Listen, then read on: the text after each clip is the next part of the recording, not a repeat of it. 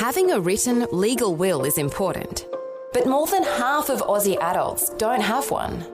Vision has entered into a partnership with SafeWill, a leading online will writing platform, to provide you with an easier and more affordable way to write or update your will.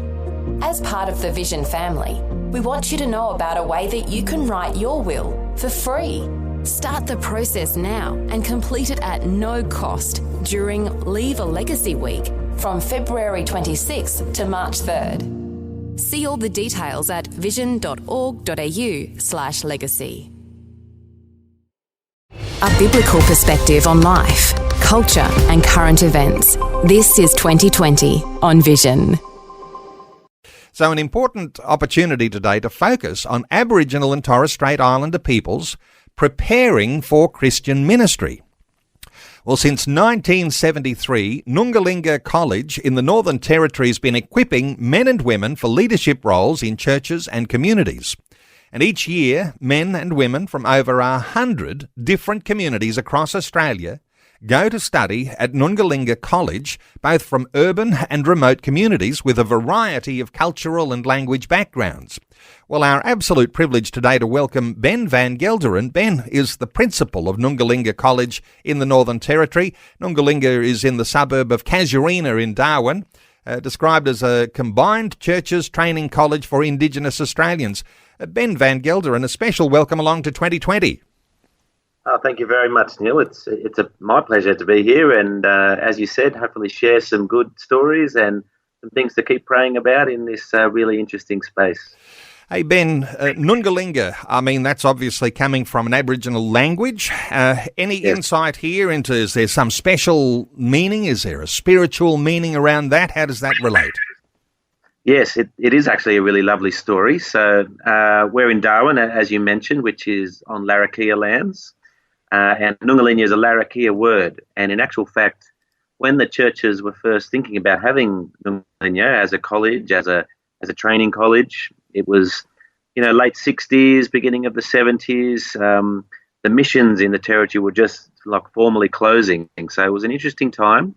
And there was a perceived need for some ongoing, structured, formal training for church leaders and community leaders. And Darwin was the obvious sort of central place. So those old church leaders, they spoke to the old Larrakia elders, and there was a real blessing given by the Larrakia elders to proceed with that idea. And it was long, slow and good negotiations, but in the end, those elders said, look, yes, you should have a college, it should be here, and it should be called Nungalinga. Nungalinga is a sort of a rock feature, a reef off the beach there at Casuarina, which you can still see on a low tide, and it has a lot of sacred stories there. In fact, in the old times, the Larrakia men took their younger men and passed down some of those sacred stories at Nungalinga. And so that whole coastal region is known as Nungalinga as well. And they said, look, what are you going to be doing? You're going to be passing down the sacred stories of the scriptures. So, and you're right opposite Nungalinga, so it should be called Nungalinga. So that's where the name came from. And isn't that fascinating? And a way that as we try to understand Aboriginal culture and how that intersects with Christianity, and some are critics that somehow or other Christianity comes in and takes over a culture. In some sense, that happens within what the Aboriginal person will relate when they are receiving something from God. But this thought of passing down the sacred stories, passing down the sacred scriptures, that runs beautifully together, doesn't it? Oh, absolutely. And look, the NT history is quite unique. I'm literally actually in Melbourne today for a conference, and we're hearing stories from more the southern areas, and it's really good to hear those stories, and they're powerful and sometimes, really, really sad stories. But the NT history is quite different in many ways, and the missions began later. There was often a high respect for local languages, cultural practices, a real contextualization of faith from the outset, actually. So the Nungalinga story as it stands now as a college is, a product of that longer history in the NT. And it's diverse, but it is a little bit different to some of the southern stories that the media often focuses on. Yeah. Now, I know you celebrated 50 years, Nungalinya, last year. Take us, I mean, I don't think you were there, but take us back to some of the history here, because it didn't get off to a great start because Cyclone Tracy roared through Darwin back in 1974. What was happening at the time? Well, they'd just begun, actually, and it basically knocked down all the buildings that they'd first begun, except for one, the then principal's house, which is still standing, I might say. So that's quite an amazing story of itself. There's these dramatic photos of just absolute destruction, and then a random house for some reason that didn't get knocked down. So that was a really difficult beginning, but to be honest, a byproduct of that was the first principal of the college, who was Dr. Keith Cole, very well known in Anglican circles in Melbourne at the time, had been a theological principal down here. He went back down to people and said, look, we need your support to start this thing. It's a good thing. We had everyone's blessing, and then obviously the cyclone has really demolished. So a byproduct of that is actually, though, that there are many churches, particularly in Melbourne and other places as well, who have sort of been connected, supporting and praying for the college ever since that time. And part of my role is actually maintaining those relationships, coming down and speaking to those churches and individuals and foundations that support the college. But yeah, that history in a funny way, I actually think has been a bit of a blessing. It's highlighted the partnership nature of the college, and yeah, partnerships is very much what Nungalinya is built upon.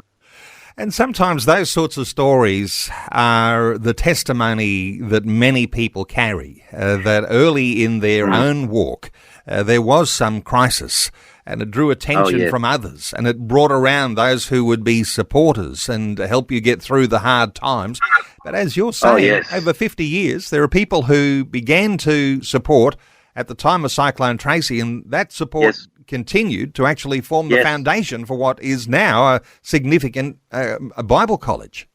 Absolutely. And it's quite, you praise God for these things. And over the last few years, I've had the, capacity to come down and visit some of those churches and some of those individuals, couples who have literally been supporting the college and getting the newsletter in whatever form it's been in for the last 50 years and praying. So, it's a wonderful story to those testimonies of their faithfulness, but also God's, in His providence, providing for the college. So, it is a good part of the story, yes. And, those early supporters, they don't last forever. And at the end of our conversation today, I'm going to give an opportunity there for listeners just to write down a connecting point, a website where you can be in touch with Ben. Yeah. And you never know, there might be some new friends that can help with expansion.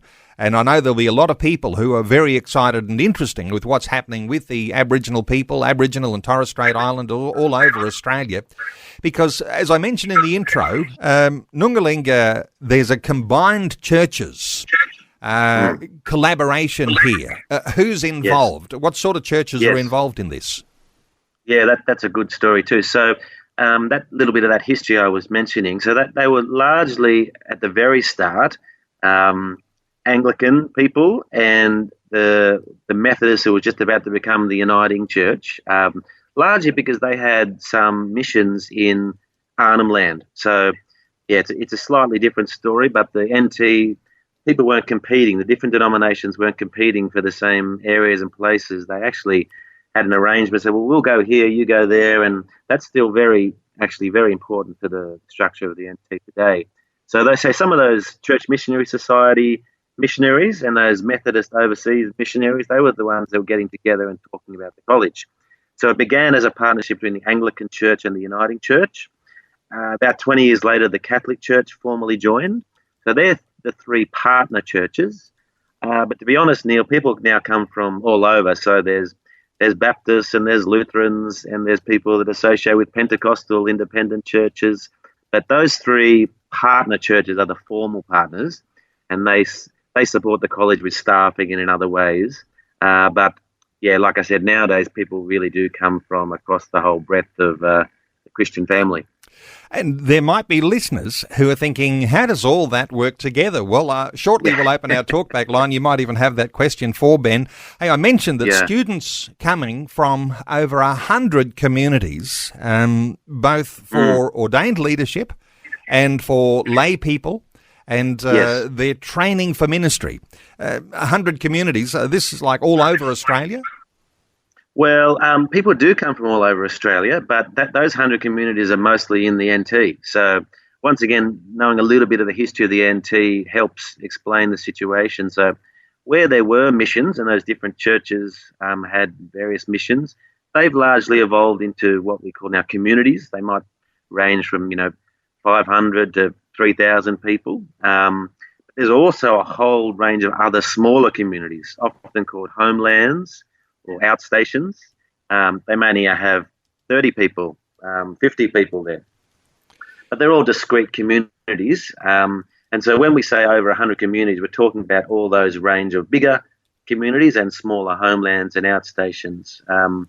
Probably 95% of our students come still from the NT context, and that remaining 5% from a smattering from more urban centres or Sydney or Melbourne or Adelaide. But the vast majority, still coming from remote NT or just over the border into South Australia or Western Australia. Remote Indigenous communities, though. Yeah. Hey, you might have some real insight here for listeners, because I suspect there are some who are saying, what's the difference between the white fellas Bible College and the black fellas Bible College? Do things look different? How do you see it? Yes, well, yes, they do.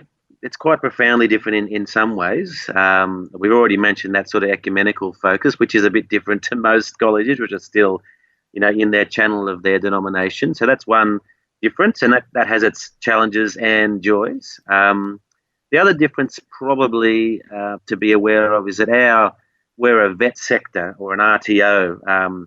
So largely because people's English is maybe their third or fourth or fifth most used language. They speak a number of other Indigenous languages. And really, in a remote community, English is the language of the school and, the government organisation. It's not the language of the community. So people's English is not usually at the point where tertiary, bachelor or master's levels is quite within reach at this point. So we operate at a slightly lower level, that sort of vet sector. So that's a bit different to most colleges, although increasingly other people are doing that as well. But probably the most profound difference, Neil, would be the college has always believed in, and we strive to maintain, I guess, a philosophy of education, which is that we're all learning together. Yes, a lot of our staff are experts in, theology or literacy or whatever the other courses may be, but there's a profound sense that they're also learning from their Indigenous brothers and sisters. I mean, the average age of our students is probably 50. So they've lived a long life of faith and almost always have been wrestling with how Christianity and traditional culture integrate and how that whole dynamic works for their whole lives. And so they often bring real fascinating insights into the scriptures, into God, in ways that I would never see because I just haven't come from a culture which is still a very traditional culture. So what I'm saying here overall is that there's a fascinating interplay of people, both teachers and learners and students and other staff. And that's probably a little bit different to most Western Bible colleges where it's still largely, I'm the expert and you need to write down what I'm going to tell you and we'll give you a test to see whether you did it right or not. So yeah, it does have a different feel. Yes, definitely. Hey, Ben, take us into the classroom here, because when you talk about the real diversity of what happens in Aboriginal Australia and those 100 communities, and you're drawing people in from those, and they're no doubt responding to a calling and preparing for ministry. But yes, when you mentioned they're coming from all sorts of different tribal language groups, how does that work in the classroom? Yeah. It makes for a fascinating space. So, in a typical classroom, our sort of sweet spot for a class is about 15 people, especially when people don't have English as their first language. And most of our courses still have to rely on that for assessing and things like that. So about 15 people, say, that would almost always be representing 7 to 8 to 9 different languages in that 15 people. So as you might expect, that makes for a fascinating learning space. It means a couple of things in practice. It means you can't really, even if we want to, follow a bilingual, style, because you could have a Indigenous teacher, and we do have Indigenous teachers, but of course they might be speaking in a language understood by 3 of those 15 people, but not the whole class. So, which means the class is still largely in English. So, that has benefits and drawbacks as well. People do want to learn in English. They do want to get better at their English for other practical reasons, living in the 21st century.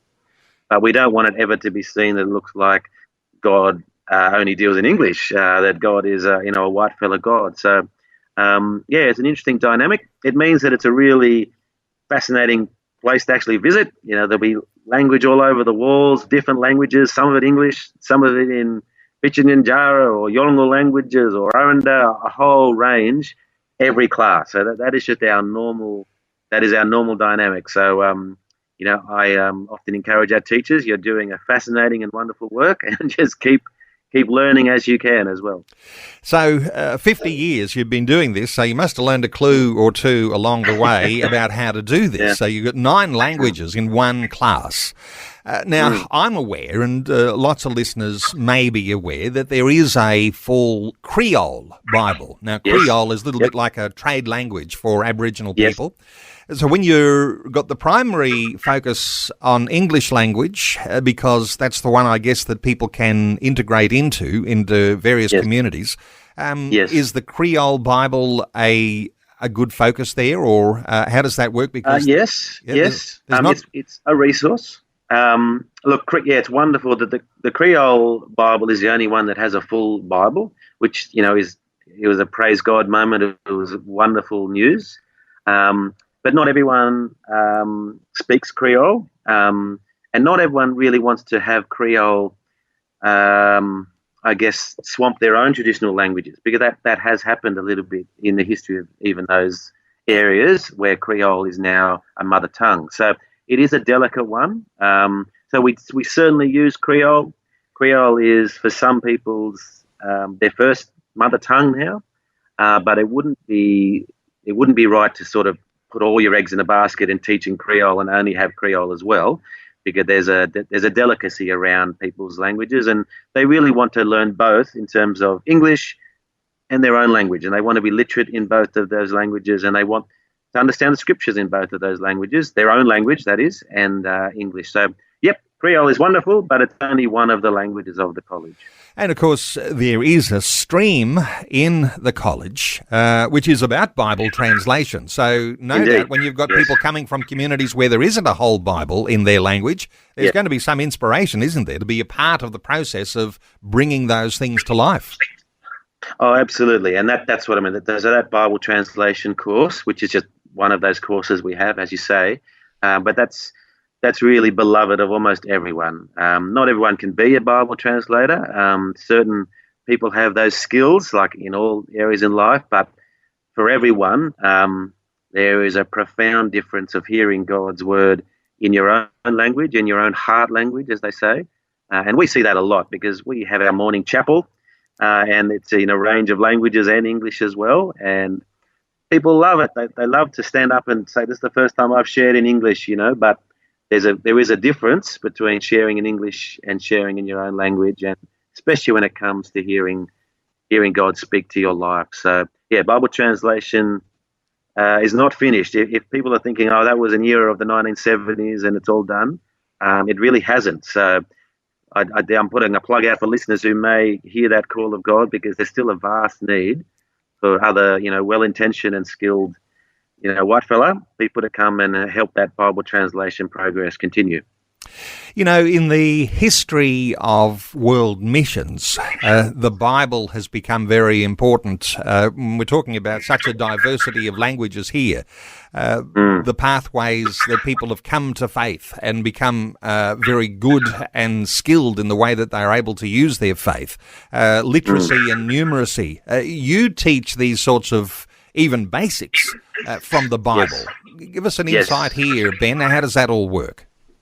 Yeah, well, I think that's one of the strengths of the college. Like I said, people do want to improve in their English literacy and numeracy skill. You need those things.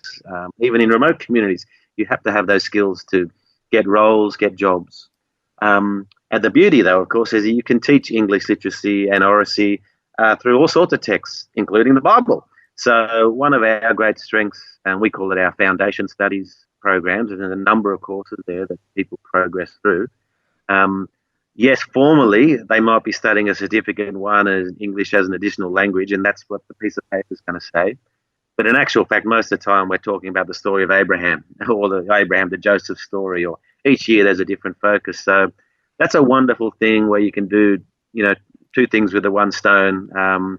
So yeah, people really enjoy those foundation studies courses. It also means that even if your literacy is very, very low in English, there's a course for you, because we are in that vet sector. And there's a whole range of courses, and some of them really are for people who are learning basic alphabet, first words of English, but there's still a course for that. So we can teach that course more orally, but you can still come to Nungalinya and learn the story of Moses or whatever it happens to be. So, yeah, that integration is one of the great strengths of the current setup.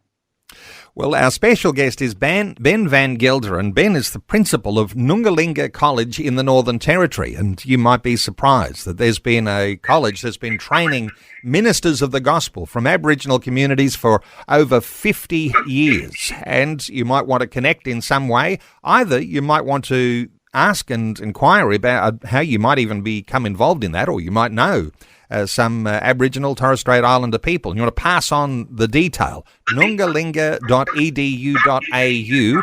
Hey, Ben, let's talk about ways that you communicate gospel, theology into the setting for Aboriginal people. And as you described, the complexity of 9 languages in one classroom, sometimes that's going to be difficult. So no doubt you'll be relying on metaphors or those sorts of images that we might be able to glean from the Bible. What are the sort of powerful metaphor images that tend to really resonate when you're in a classroom with Aboriginal trainees?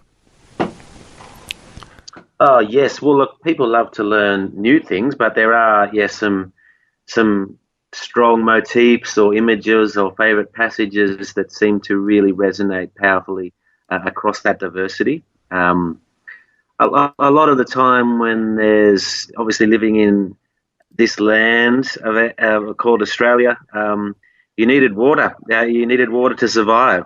So stories around the living water and Jesus's reflections on those topics often strike a powerful chord. I know that in our art and faith class last year, that really took off, and there was just more and more paintings using some of those passages and images. Obviously, there's lots of other water stories in the Old Testament as well, so they reflected on a lot of those stories. So that living water, that ongoing faith, that was a powerful one in my recent recollection. There's often stories as well that connect to people's own old stories, so in their own particular cultures. And of course, there's a diversity of stories there, but there was often, in God's wisdom, again, in providence, little links that made hearing that gospel come alive, and people to go, oh, there's something here, because this story we're hearing connects to our old stories. So often they become favourites, and ongoing, that story get retold. This is why when the missionaries came, we kept listening, and we started to really be intrigued by this story. So there's lots of those as well. And I think a lot of our students are women as well, which is a complex story in itself, but probably 80% of the students are women. And there's often a real link to stories where Jesus is talking to women and expressing love and grace and mercy. But you've got a role to do, you've got things to do, and I've got a calling for you. So a lot of those stories, come follow me, to the fishermen disciples, that's their really powerful stories, particularly for saltwater people who do a lot of fishing. So yeah, I could go on and on, but yeah, often those stories really need to sink in deep and stay for people for their whole lives, most definitely. Stay with the art and faith stream that you're teaching there, because a lot of us will be familiar with the fact that Aboriginal art has really just dynamically grown over recent times, and it's perhaps not even just people who might be tourists who are looking for Aboriginal artworks, but it appears all over the place. So what appears in Aboriginal artwork, and sometimes we might be thinking there's a reflection there of Aboriginal Dreamtime legend, but when someone's gone through a faith and art course in a Bible college, what does that do for the final product? Any insights from you around that? Oh yeah, look, it's fascinating. Look, the college has had various sort of art or textiles courses in its history, but this latest iteration, I guess, we call Art and Faith, and yeah, people want to come to really integrate the different parts of their identity, and there's some absolutely amazing pieces that have been produced that are just rich in theology, and you could spend, half an hour looking at, but another few hours sort of unpacking. And really, the inspiration came from my side to really push for this was there was a young fella, Troy from Daly River, know you, and he was doing one of our theology classes. But in the afternoon, to sort of just process it all and to think about it, and he just went to another little art room we had just as an aside and just did this most amazing artwork. It was stunning. And it was, it wasn't anything new, but we just went, we've got to strive to actually have a course that isn't just as an adjunct to our courses. And that was the genesis of our Art and Faith course. And this is its fourth year now. So we're really excited. We had a few public exhibitions. And I think, as you say, Neil, more and more Christians and churches are wanting to engage with Indigenous spirituality, and art is a really good first step. And so, getting a piece of art for themselves or their church foyer, they're really good first steps. So we're trying to encourage that as well and seeing how we can be part of that. Fascinating real life, where the rubber hits the road when it comes to how faith intersects with reality. And the reality for Aboriginal and Torres Strait Islander students training for ministry might look a little bit different to the reality for a lot of white fellas in different parts of the country. Another one of the streams that you've got is around family well-being. And, we might be familiar with the sort of headlines that often get reported. How do you approach that in a theological college? Yeah, well, that's right. So that's another one of our newer courses. Firstly, I'd like to say, really practically, it only could come about through a partnership with Tear Fund. And many of our courses actually, I probably didn't say this earlier on, Neil, but are partnered with other Christian organisations. So there's those formal church partners, Anglican, Catholic, Uniting, but Tear Fund, Bible Society, Wycliffe Bible Translators, Anglican Board of Mission. There's various other groups that support something so it can actually happen. But that particular one, Tear Fund has partnered with us to put on this course. We call it, Faith and Family Wellbeing. But really it's a reflection on how to be a strong person in your own identity, how to build well-being with yourself and your own family, and then that, like concentric circles going out to your communities. And in particular, it's a response to, levels of domestic violence and abuse and trauma that are in communities. Of course, those things are everywhere, but there are some high levels of those things in remote communities, undoubtedly. And so it's one little part of the puzzle to hopefully see God's kingdom come and to spill out into those very practical things that can really make a big difference in people's lives. And no doubt lots of Christians are familiar with the opportunity you might have to study chaplaincy, and you've got chaplaincy as one of those streams too in Nungalinga. How does that look? Because there clearly are needs, whether it's schools, whether it could be prison chaplaincy, could be hospital chaplaincy. How does that all work and in Aboriginal communities? Yeah, so this is a really new one. We only just started that last year when we discovered that if people had done our Certificate 4 in Ministry and Theology, which was sort of our highest theological course, if they attached that with a smaller couple of units on mental health and a few other things, it would reach the minimum standard in the territory at least to work as a chaplain, which was just wonderful. It's a real win-win, Neil. Like, people are already really acting like pastoral carers and chaplains in a whole range of ways in their own communities. So this enabled them to actually say, look, we've now got a piece of paper and they could actually approach their schools, clinics, age facilities, and actually say, I can get a working role here if you're looking for one. And people are looking for one. So they did their prac in the local Darwin hospital, and the hospital wrote to me and they just said, thank you so much, because lots of the people in the hospital, of course, are Indigenous people from communities who don't speak English very well, and it's a real mystery of what's even happening to them. So to have people from their own language and clans come and minister to them, pray for them, help them understand a little bit more what was happening, it was a win-win, because our people just loved it as well. They were walking around the hospital singing Jesus is Lord in various languages. It was quite an amazing time. So yeah, we're really looking forward to how that chaplaincy develops, and hopefully those organisations really start to employ local people as well, and not rely on white fellas that might be there for 2 years, but then they're going to leave again. So that's the next step in the puzzle. We won't have as much control over that, but that is the great hope. Hey, let me take you into something a little deeper, and just reflecting on last year's The Voice. Yes, no case, all sorts of things like that. And I don't want to get into that sort of thing to unpack a whole lot of different dimensions. But there was something I picked up when I looked at the documentary that you can view on YouTube about Nungalinga. Yes.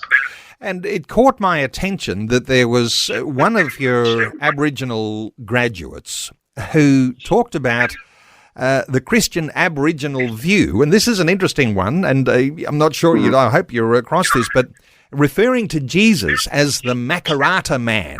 Yes, yes. So for listeners who'd be familiar with what was happening during the Voice debate, Makarrata was considered to be that struggle that Aboriginal people would go through to face the wrongdoings and live again once again in peace.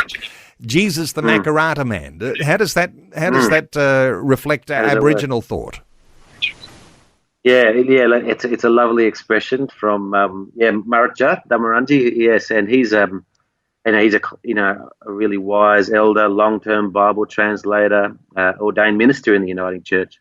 I think what he was getting at was in the Yolngu culture, where he's an elder, Makarrata was also a process of making peace through the shedding of blood. So if there'd been ongoing dramas and violence and paybacks, and the community went, we're not going to just keep having this cycle, they actually called for a Makarrata. And it actually, in the old days, involved a spear going through the thigh of the perpetrator, sometimes jumping a number of spears, but then once they were hit, going through the thigh of the perpetrator. And then it was the end. That justice was done, blood was shed, and peace could now flow. And so my understanding, at least, of what Old Man was saying was, well, that's, there's a symbol there of Jesus, isn't there? He's the Makarrata man, but he didn't deserve that punishment.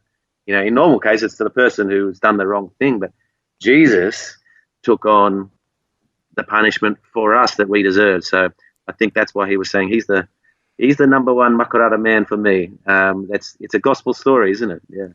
It's beautiful imagery, and I can't help but think that this imagery, once it captures the hearts and minds of people within tribal groups in Aboriginal and Torres Strait Islander Australia, it has led to significant revivals that have happened. And I know that there was one in the Galawinku community in the Northern Territory back in the 1980s, directly connected in some ways here with the college. How did that all work? Oh, definitely. Yeah, so that's right. So there was quite an amazing, genuine revival. It did start on Galawinku, Elko Island, where Murrich is from, actually, and he'll tell his own history of saying, I went down to those meetings and that's where the Lord really first called him. But it impacted a vast amount of people. It was a real, fascinating time, because it also sort of flexed out a little bit the boundaries of what church should look like. Did it have to be on a Sunday morning at 9 a.m. when we ring the bell? And so the revival was a spiritual one in many people's hearts, but it also actually did, I think, flex out and let some of the structures of Christianity reflect Indigenous perspectives. And so there were fellowship meetings, they were at night, they were in smaller groups, there was a lot more localized singing and prayers for healing, and it didn't look like the old church style.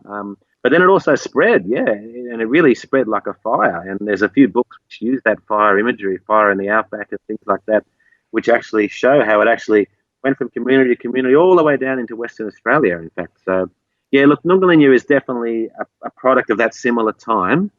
And interestingly, when we get together, like our morning chapels or our evening fellowships, they reflect more that sort of Thanksgiving revival style than any one particular denomination's liturgy. So, I mean, it's pretty tricky when you've got so many people together anyway, but this is a nice common ground because many people remember those times, became Christians in those times, hark back to those times in many ways, would love to see, of course, that happen again. So, yeah, that's an important, very important historical story that it'd be great if it was well known a bit better than it is across the Australian churches. Ben, what sort of stories come to mind for you when you think of graduates from the Bible College going back into their communities, the sort of difference that it makes when you've got some theological training and you're pursuing sort of even a lay leadership role? How does that work? And Yes. can you think of a story that you can tell listeners? Yeah, definitely. I mean, yeah, there's probably two things there, Neil. The first one is picking up on that lay leadership idea that although there are people who are going through Nungalinya studies and do become deaconed and priested and pastored and different words for it, it's not just for those people. And that is important to note because in a traditional Indigenous worldview, everyone should be growing in the knowledge of their sacred stories. You know, there were elders, of course there are elders, but everyone, as they grow in maturity, should be knowing their own people's stories. And I think Nungalinya is serving that purpose well in that there's a course for anyone. If you're a Christian person connected to a fellowship or a church, there's a course that's right for you and you can come and grow in your faith. But yes, look, there are individuals, and the one that pops to my mind only because I know him best because he's been working at the college the last few years. So James Woods, he's from a little community called Urapunga, just outside of Nukor, so in that Roper Valley and in that Anglican CMS history, that in that sort of area. He studied through the Nungalinya courses. The last few years, he's come back and lived in Darwin and made a sacrifice to leave his community, to live in Darwin for 4 or 5 years as a teacher. So he's been working as a teacher at the college in our staff, which is just wonderful. And the end of last year, through the Anglican Church, system, he was deaconed, and I think, God willing, in a year or two, he'll be priested. He'll be ordained as a minister and go back home to serve his people and the people of that Roper Valley. And it's he's just a wonderful man, and the growth in him has been wonderful to see. And I just know that God will continue to use him in the following years to, as he says, I came as a trainer, a teacher, but now it's time for me to go and look after the sheep that God has put under me, my community, to be a good pastor. And, we keep praying for him.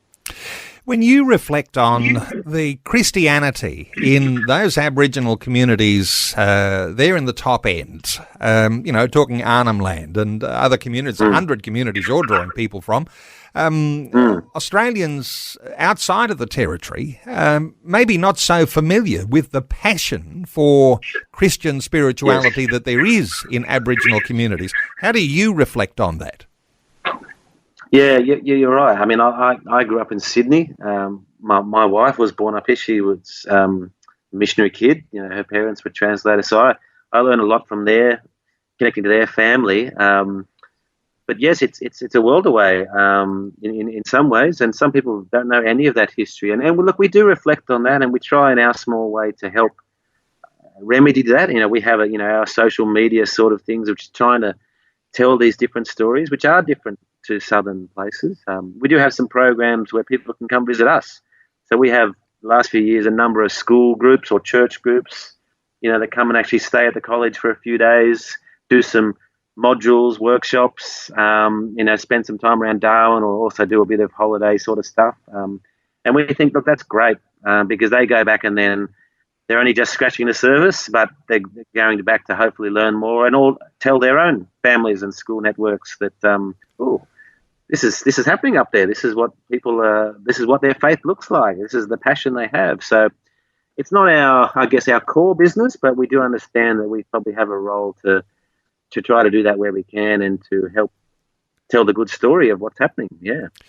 And for a lot of Aussies, the image we have in our mind will be what's sometimes reported in mainstream media. Often it's Yes, negative indeed. images of Aboriginal communities Yes. and the bad things that are happening.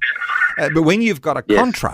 contrast to a Yes. community that has been shaped by the values of the Christian gospel, you've seen that, and you're actually training up those people that are primarily, no doubt, Yes. coming from those communities to go Absolutely. into their other people groups around the country and to bring this, because we call the gospel good news. It is good Yes. news for communities, isn't it, Ben?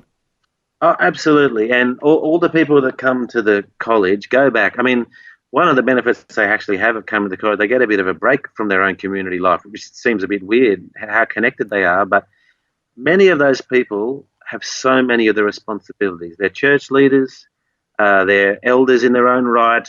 They may be the only ones in their family working, even a little bit, bringing in some money. They may go home and cook for 15 people every night.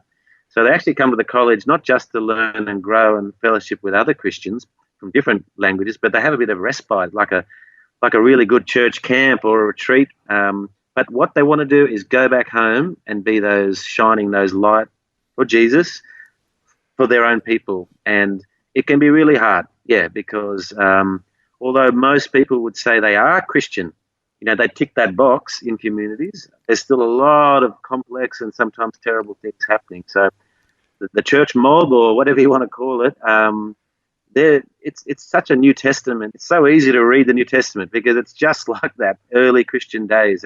We are the ones, stay strong, don't give up, keep coming back to the Lord for strength. You're in tough times and there's difficulties all around you. And, it's very easy to read a lot of those New Testament letters and people relate to it straight away. It's their lived reality.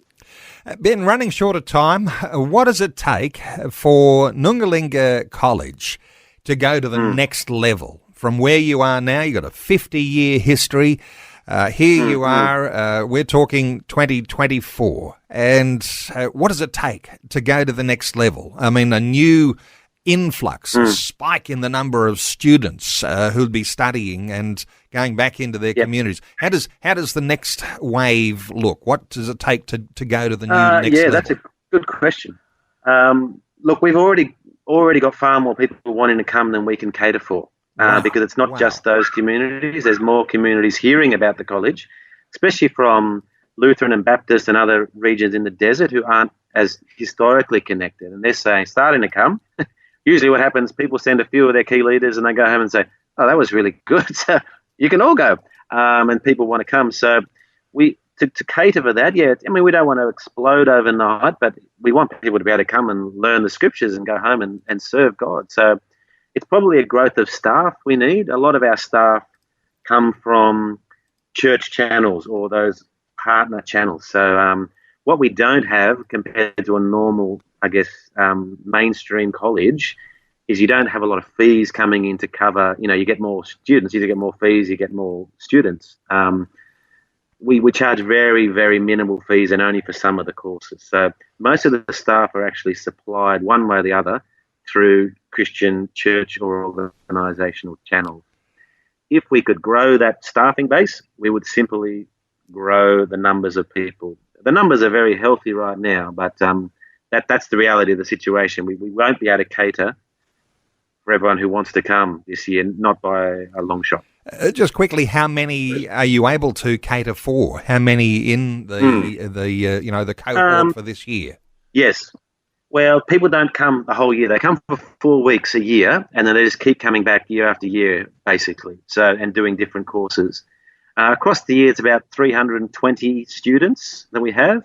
At any given time, it's about 5 or 6 classes, which, 5 or 6 times year 15, sort of up to about 90 or who are there at any given time. They go home and new ones come, and there's all these staggered timetables. But at the moment, the demand is higher than the supply. So we're trying to work through that and do that in a good way that isn't, changing things overnight. But it's a good position, good problem to have, as they say. But that is the reality. You know, I think there'll be someone listening who can get a mental picture of the organisational challenge that's there when you've got, you know, the demand outstripping the supply right now. In fact, so many will be surprised that there are more inquiries of Aboriginal people trying to get into Bible college than you can possibly even cater for. Yeah. So yes, it sounds strange. It does sound strange, and so it's a good story to tell, and I'm so pleased that we're talking to you about this today.